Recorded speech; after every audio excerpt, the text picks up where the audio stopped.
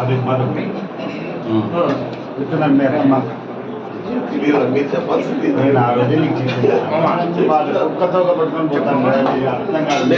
ఆ రోజు నేనేం చెప్పినాను, నాకు మాటలు లేవు వాస్తవంగా 11 ఏళ్ళు చంద్రబాబు నాయుడు అయిపోయింది. నాకు తెలుసు బాగా సాధించి అనవసరంగా ఆయన చెడ్డ చేసుకుంటారు, తప్పు దాన్ని బట్టి వాళ్ళు ఏమి చేయరు అని చెప్పిన.